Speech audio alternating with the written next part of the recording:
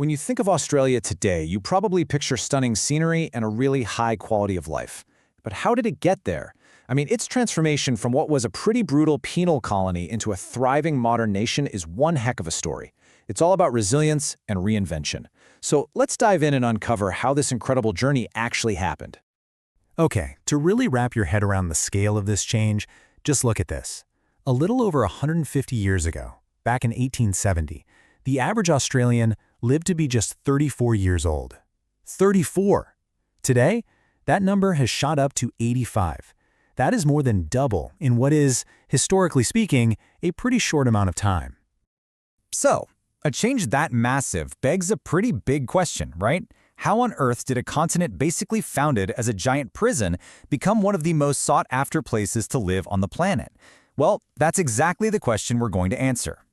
We're going to trace this whole journey, from its incredibly deep ancient past, through those really harsh beginnings as a penal colony, all the way to the vibrant country it is today. This is the story of Australia's journey from punishment to paradise. But, before any European ships ever saw its shores, this story begins on an ancient land. We're talking for over 65,000 years, Australia was home to the ancestors of today's Aboriginal peoples. It was this rich tapestry of more than 500 different nations, each with its own language, its own culture, and a deep, deep spiritual connection to the land. So you have this long and rich history, and it was on a collision course with the rest of the world.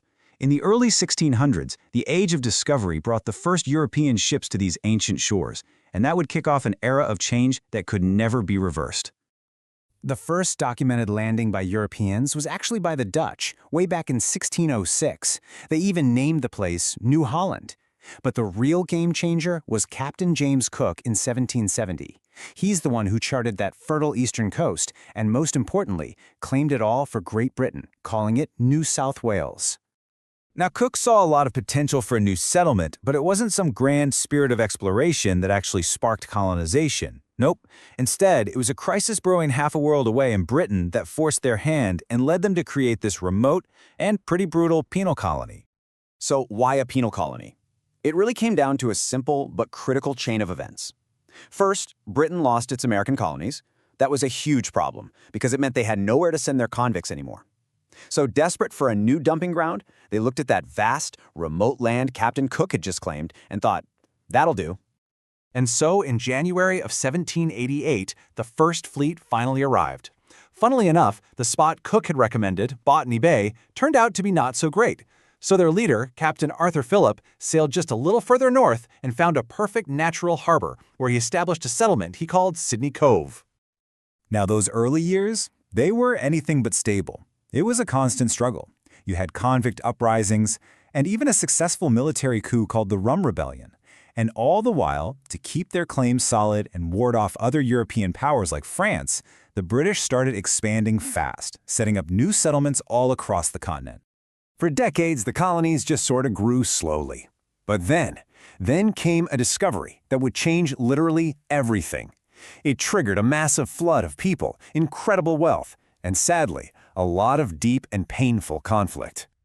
You see, European settlement took a devastating toll on the Aboriginal population. New diseases like smallpox, which they had no immunity to, were just catastrophic.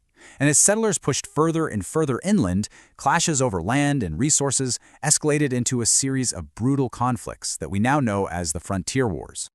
To really get the transformative power of gold, let's just look at the raw numbers. In 1851, right on the eve of the gold rush, the entire European population of Australia was just 430,000 people. And now, fast forward just one decade. Fueled by gold fever, that number exploded to over 1.1 million. A wave of people from Britain, America, China, all over, descended on Australia, all chasing that dream of striking it rich. And this huge influx of free settlers really started to forge a new identity, one that was very different from the country's convict roots. Of course, when you get that many people together that quickly, tensions are bound to rise. In 1854, miners who were protesting harsh colonial rules staged a rebellion known as the Eureka Stockade. And while the rebellion itself was put down pretty fast, the captured miners were later acquitted. And that verdict helped cement a real cornerstone of the Australian identity, this idea of egalitarianism, the belief in a fair go for everyone. So, as the 19th century came to a close, a truly distinct Australian identity was starting to emerge, and this new century would see the formal birth of a nation, an identity that would be tragically forged in the fires of a world war. It happened on the very first day of the 20th century, January 1st, 1901. The 6 separate British colonies officially united. They federated to become one single nation, the Commonwealth of Australia. One of the very first things this new nation did was pass the Immigration Restriction Act, which pretty much immediately became known as the White Australia Policy. This legislation was specifically designed to keep a mostly British population by restricting anyone who wasn't European from immigrating. Just over a decade after becoming a nation, Australia was thrown into the crucible of World War I. Its soldiers, who were part of the Australian and New Zealand Army Corps, or ANZACs, faced their first major test in the now infamous Gallipoli Campaign of 1915. And even though the campaign was a military disaster, the bravery and sacrifice shown there became a foundational legend for the country. But the cost? The cost was just immense. 60,000 dead, 150,000 wounded. That was the highest proportional casualty rate of any Allied force. This staggering loss had a profound impact on the young nation's psyche. Coming out of the ashes of a Second World War, Australia found itself at another major crossroads. The years that followed would bring one final, massive transformation, shaping it into the modern, multicultural nation that we recognize today. This transformation was really driven by 3 key shifts. First, geopolitically, Australia pivoted. It moved away from its old reliance on Britain and forged a new, strong alliance with the United States. Second, socially, a huge wave of post-war migrants from all over Europe and Asia basically made the White Australia policy obsolete, creating a new multicultural society. And third, culturally, a new awareness started to grow, which kicked off a national conversation about confronting Australia's colonial past and trying to find reconciliation with its Indigenous peoples. And this new, modern Australia started to really show itself off on the world stage. You had iconic things like the Sydney Opera House opening in 1973, and of course, the spectacular Sydney Olympics in 2000. These were powerful symbols of a nation that was now confident, diverse, and looking straight ahead to the future. And so, that brings us all the way back to our central question. The story of Australia is just a powerful testament to adaptation and resilience.